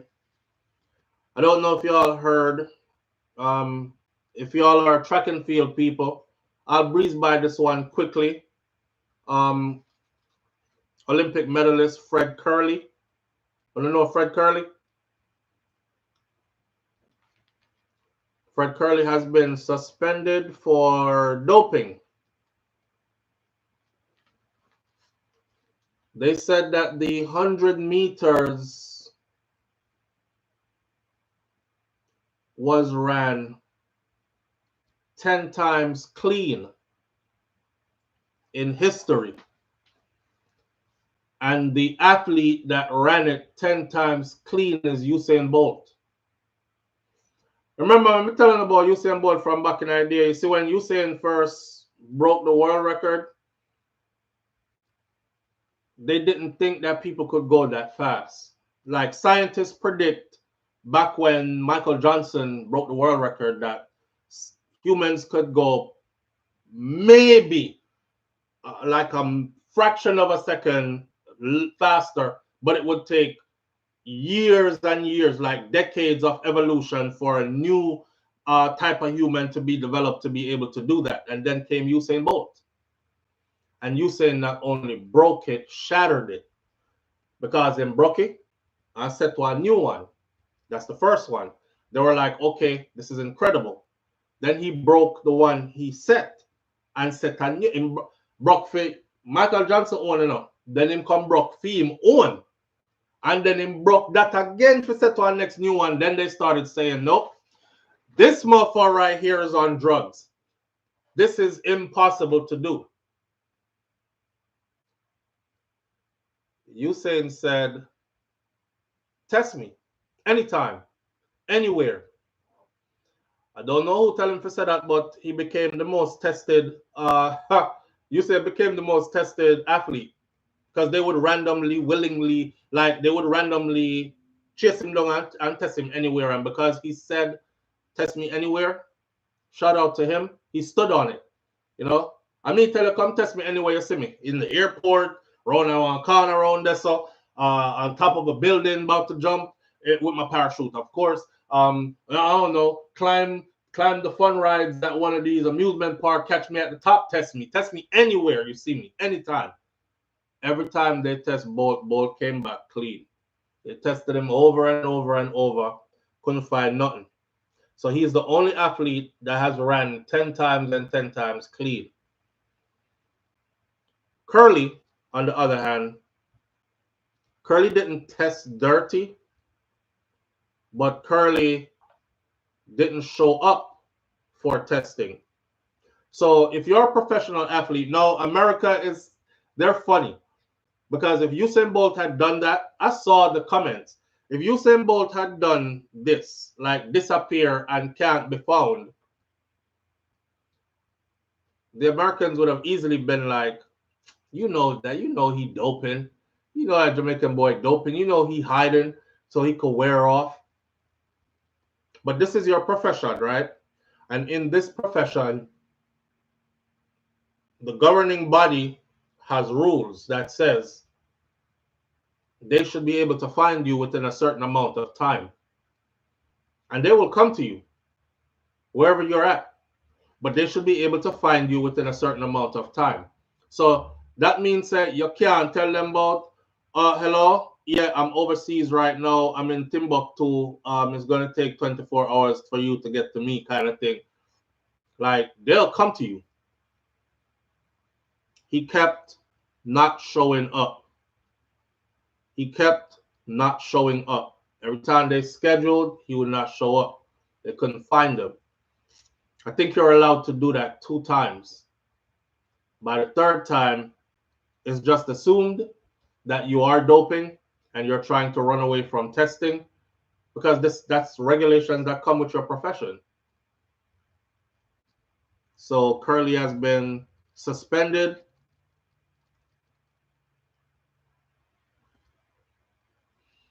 Here goes one person. The whereabouts clause is so outdated. Come on, USATF. Do better. The whereabouts clause is that they should know your whereabouts at all times so they can get to you. Somebody said he's not doping. They just want you to jump through hoops for testing, and sometimes they don't give you enough time. So when you don't show up, it's considered a violation. It doesn't mean he's doping. No. It absolutely means to them that you're doping. And no, they don't give you no little bit of time to show up. They don't call you and tell you you have 2 hours to be here. We're at this location. Them give you a whole heap of time. So here we go. Another American athlete, great American athlete, that is now suspended for doping infractions. The Athletic Integrity Unit, AIU, has provisionally suspended the former world 100-meter champion for missing 3 doping tests back to back to back. We're not going to spend too much on Curly. We're rolling with the topics this morning. So there's another one I want to talk about. I'm going to try to hit every one of them before we go out. Just so y'all know, Election Day in Jamaica is 7 days away. 7 days. Election day in Jamaica is 7 days away, which means sea of orange, sea of green people should be out to vote to see who our next prime minister is. Our prime minister could be the Right Honorable Andrew Holness, getting a third term. I don't think there's ever been any other prime minister that got 3 terms, right? Or did they?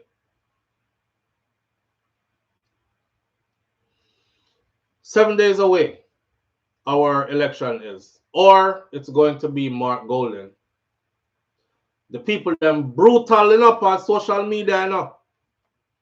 I was speaking about Mark Golding and his wife yesterday, and I went on Facebook and I saw Mark Golding and his wife. They look like they went out to dinner or something, and they were. By the way, his wife look good enough. When I see her, I said to myself, "Say, which young girl this? This can't be one of his daughters, because his children look biracial, like what typical biracial black-white mix looks like." But she only to when the lady get closer to the camera, me realize say I'm wife to rotted. And a big woman, and I like say married no like a young girl, like some man do. Married some young, it's not like he married a young girl. So he was dressed, you dressed down for the evening. Yeah, you have him have on a dress shirt, but it's loose. It's not tucked into the pants. There's no tie. Two buttons unbuttoned at the top. Kind of like you went out to dinner at swanky kind of restaurant, a little bit upscale kind of thing, but you don't feel the need to go all the way in with the tight dressing and all these things. And she had on a nice black dress for the evening. Jamaica is hot. It's a sleeveless, strapless dress, like tube top kind of something, long flowing dress all the way down to her ankles.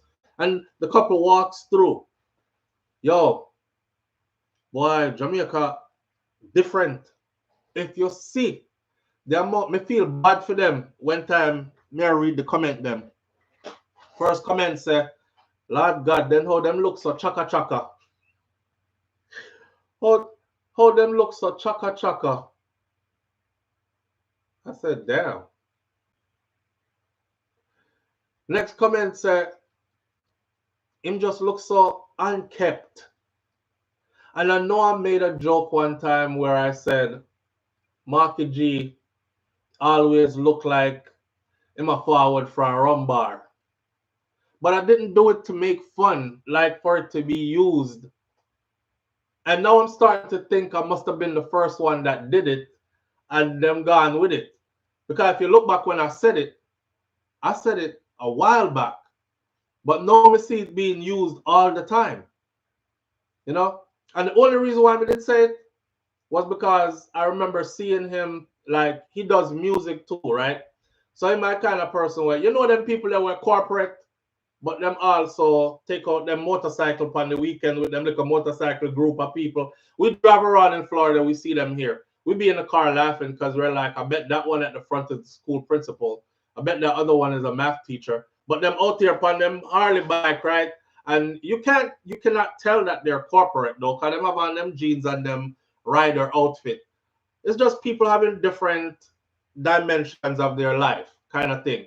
So when we get to find out, say Marky G is a musician as well, and him have a band, and him and him band play music, and they may say, yo, he's a really cultured man, like him really into the culture of Jamaica, like reggae music, and think for real.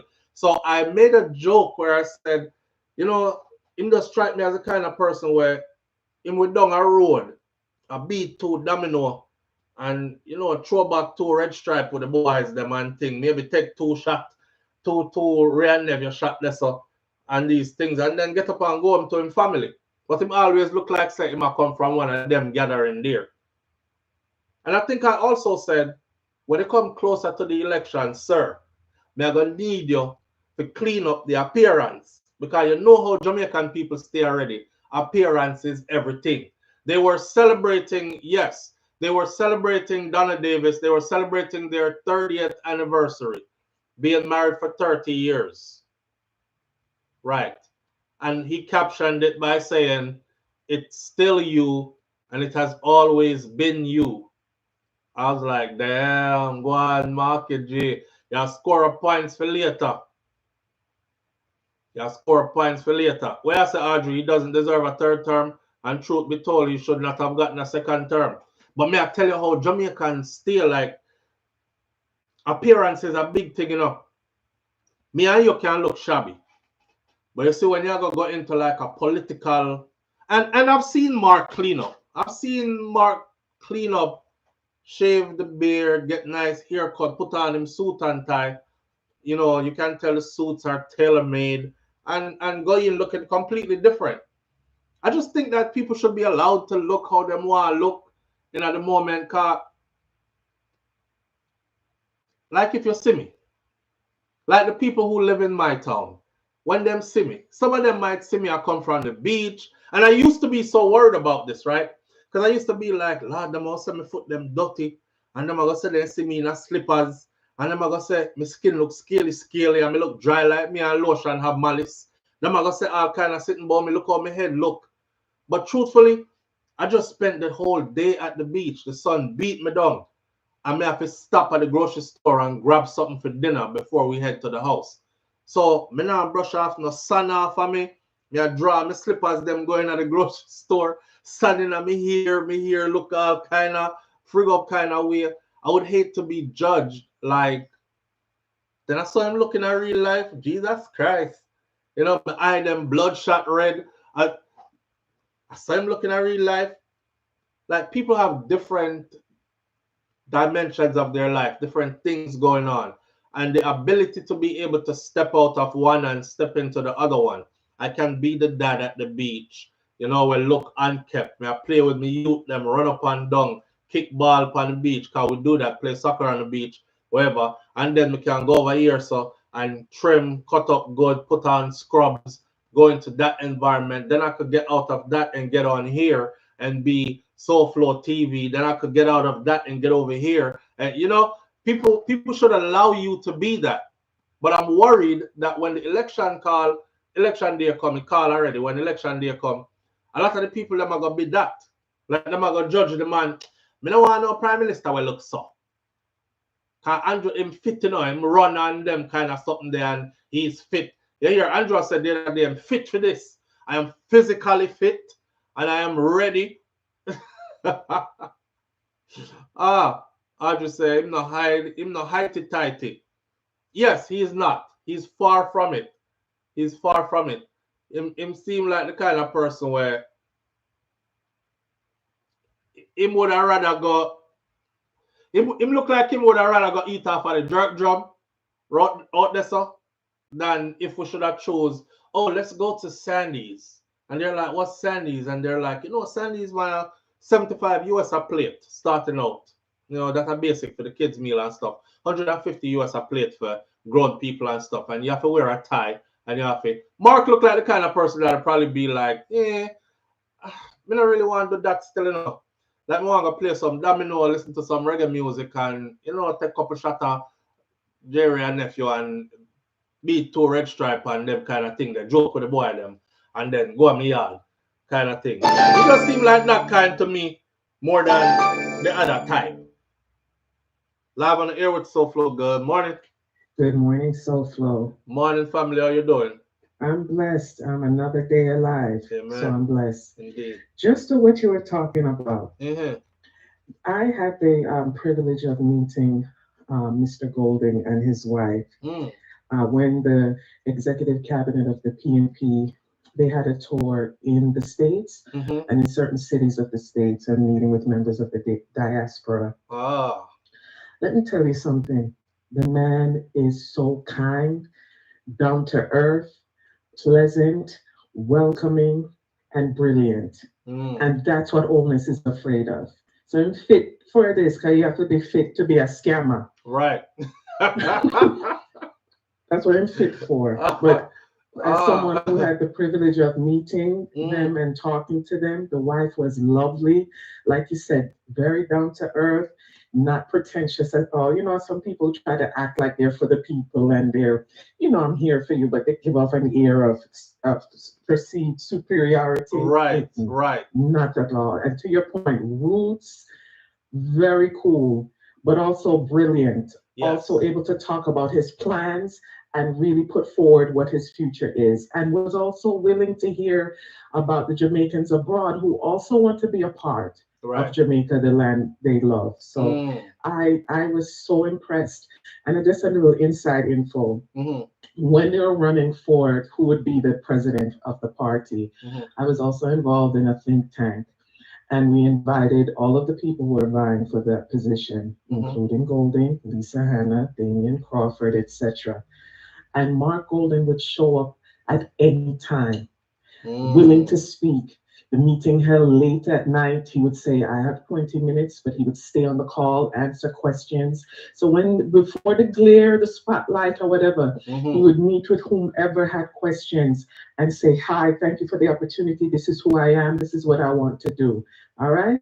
So from that time, I said, okay, you're really passionate about this. It's not about just the optics. Right. You understand? Right. Because it could be a room of 20 people, and if he's available, he would make himself available. Right. So that says a lot. That says a lot. That says a lot.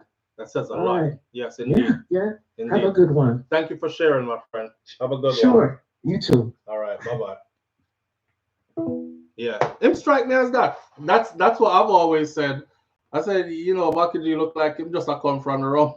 But me never say it as in like him is an alcoholic and him drunk. Somebody just says, look at the former Prime Minister of Great Britain, Boris. Boris did always look like he was coming out of a wind tunnel. That man tie half done and it sling to the side, shirt button them, busting and middle. Him jacket look like him take it out of the hamper. Boris just looks terrible. He did. He always looked terrible. But he made it to the position that he made it to, right? But Jamaica don't stay so. Jamaica don't stay so.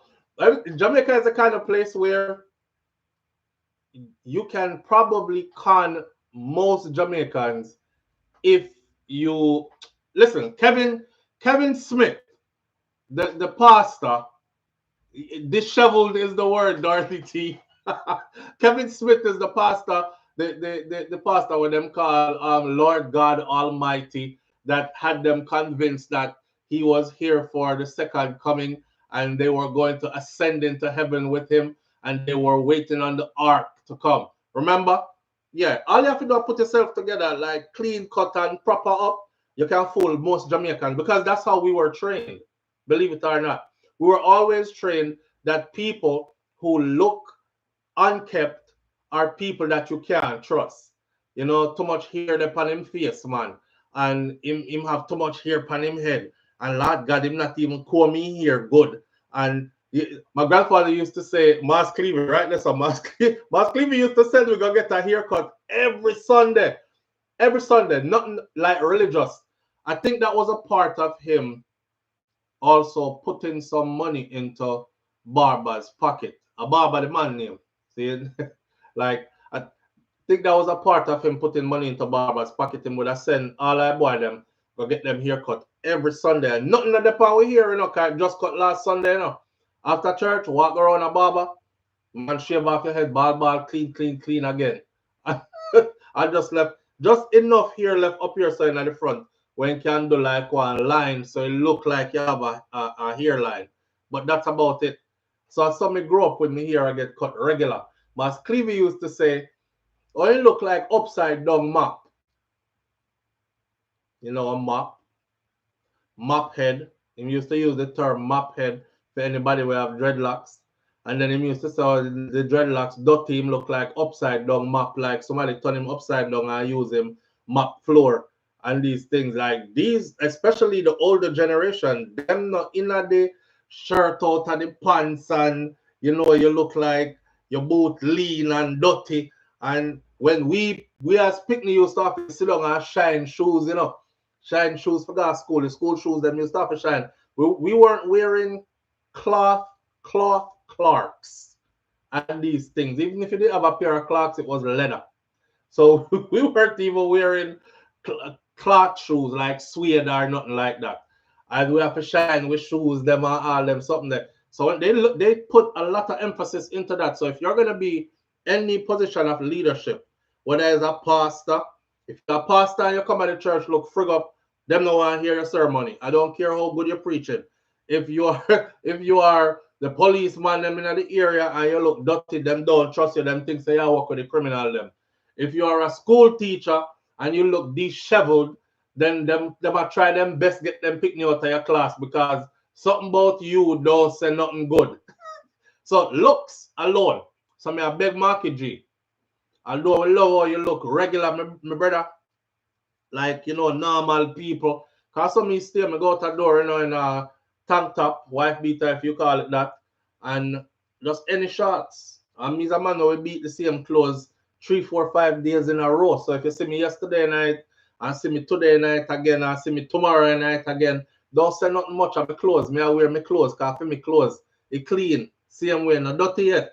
Me I get the most out tight before me throw it in my laundry, right? But I don't think I'm gonna give you that kind of grace. So I'm asking you to go visit the barber shop, make sure it's a good barber, where you can, make the thing look 20-25 sharp and neat. And I don't know, you have to go do like Andrew Holness do and spraying somebody something, cause that around the place now too. You have to go up to date the thing, Marky G. You have to go spraying like something and take away some of the gray. Them know say you're a big man and gray I go show, but them don't think they want to see too much gray, cause then them are gonna say, oh, I'm too old. And Andrew still look young, because Andrew are going to die whole of him here. Him now come out there, come show no gray. They must shave off everything off his face. So you're not seeing no gray beard either. So he's going to, a serious thing, not telling you, So he's going to end up looking like he is 30 years your junior. And you don't want that. That could come back to haunt you politically. Because the people them are going to say, it's a market all and him time pass. I go with Andrew, man, because Andrew look young and look like him have more time left and him can angle the work on these things. You don't want that. You want to come out looking sharp and dapper. If him don't hear this and somebody in the PNP party sees and hear this, please forward this to Marky G. We are going to need him to do almost a whole makeover. Not saying nothing wrong with you. We are saying you have to get ready for the job that is at hand. Clean it up, shape it up, and ready right now. Who remember the movie Devil in a Blue Dress? That's Andrew, but Devil in a Blue Suit. I'm just saying, says Dorothy T. Andrew right, sir. But still can't think of nobody who could have come tell me about Noah Ark returning to pick up and take. I take your carrier go heaven now. Me believe that in a big modern day time, him probably get some Botox to Audrey. Ross. Boy, everything is on the line, Don't know if him have to go so fast. I saw a lady who did Botox the other day, and they said this is actually one of the side effects of doing the Botox. But it's a rare side effect because many people do it and they don't get any negative feedback from it. Well, she get her Botox in her face and stuff, and now she talk like this. Her face look like this. Even when she breathe, she sound like that, And them show you like her before picture and her after picture. She look now. She talk just like this, just to see me so. And them can't put her face back to her face this still before. So she said, and her before picture she pretty. I know she's could up like this for the rest of her life. It look like them say it'll come back to normal one day. But it's been a while and it ain't come back to normal yet. Sometimes it just best for just go on with what God give you here. It's just like doing my 2 eye surgeries. You know how long it took me to do the eye surgeries? And I remember me finally one day I sit down, I watch a TV in our living room. And me and Shakira sit down there. And I said, like me say, is that 3:25? And she said, no, it's not. So I said, what's the number that's on the clock right now? And she said the number, and the number was way off from what I said. Now, me is a person who always have good eyesight, you know, I can't read fine print from way down the road. Always other people can't read, me can't read. So I always pride myself. That's another part of getting older too, man. But this right here was an eye condition. That's called pterygium. So eyes were damaged from heavy sun and wind exposure. Now something them start grow out into the middle of my eye. And then it started to make my eyes look like one eye looked this way while the other eye looked that way there. But it was this growth that was coming over the black part of my eye, right? Of my eyeball. And when me I said, boy, I don't know, I go Jamaica and see people with that in them eyes. So me I keep minds. I keep telling myself, you know, maybe it's something. It's not cataracts, Audrey. And now listen to me. It named pterygium. Pterygiums are very different from cataracts. But people didn't ask me to. So when I'm in the OT setting, and for instance, I'm working with a client one day, and the old lady looking at my eyes and she said, "Oh, you too young to have cataracts, baby. You got cataracts." Oh, I started becoming super sensitive with it, right? You too young to have cataracts, baby. You got cataracts. I was like, damn. I said, no, I don't have cataracts. She said, can you see good? That was in Texas. She said, can you see good? I said, yeah, I can see really well. She said, okay, maybe it ain't cataracts, because when you got cataracts and they look like those, that's advanced. You probably can't see too good. I said, no, I can see really well. It's pterygium. So I try to explain to her. But at the time, I knew it as surfer's eyes, because it's usually surfers are people who spend a lot of time on the beach and out in the sun. We get it in them eye, right? Fishermen and them people there. Well, not fishermen, because fishermen good. But people who they sea a lot, are they out in the beach a lot. So mine's are going now though to an advanced state. I said to myself, boy, you know, I want to do the surgery, you know, because first I'm going to do the surgery and then blind me. You know, better me stay with what I have and I can see, even though my vision start get blurry. Because when I was sitting on the couch watching the TV, I couldn't see the time on the, you know, that's something that will come with the cable box and sitting where I have a time on it. And I couldn't see time on it properly because it's fuzzy. And then I would wake up in the mornings and I would get ready to do morning thoughts. And I'll be sitting here. When you see me, I go, morning thoughts, morning thoughts, morning thoughts. Shout out to the people going out to work this morning. I couldn't see that damn thing on the screen.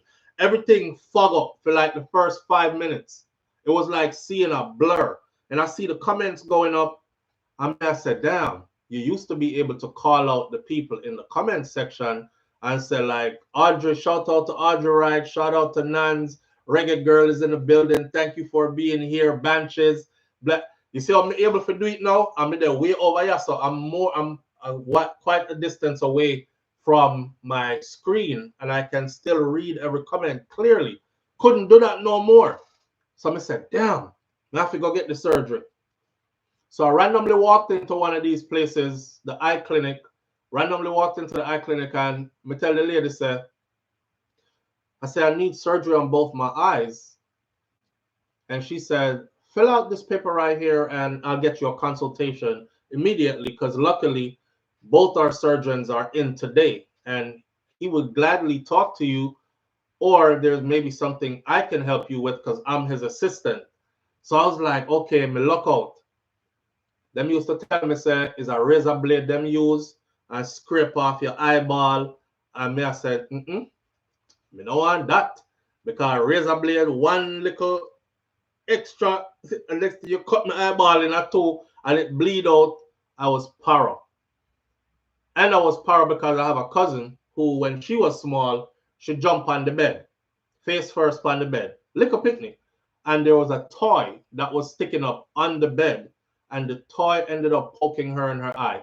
My auntie rushed our daughter to the hospital, Crystal, and my cousin ended up losing her eye.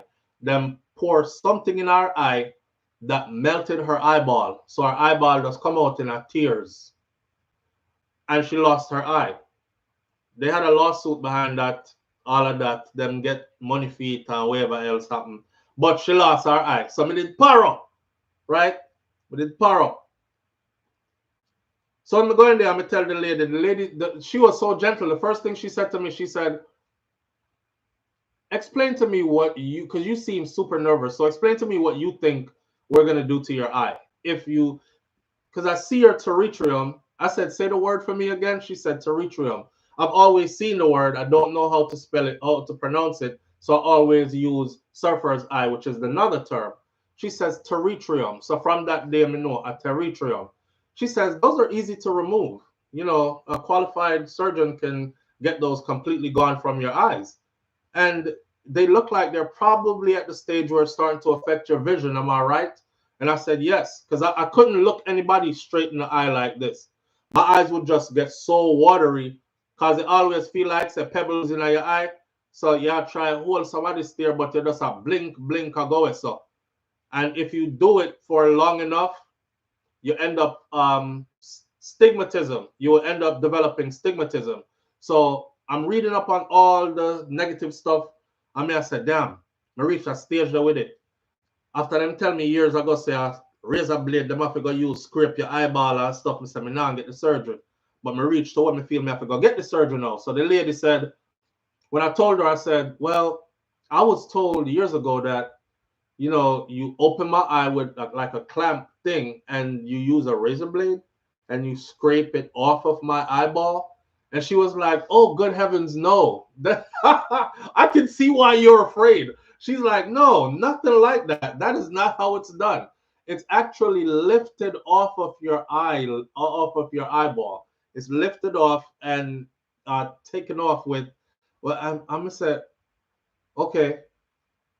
So I ended up forwarding and get the surgery. Get it on one eye. I scheduled 2 eye surgeries.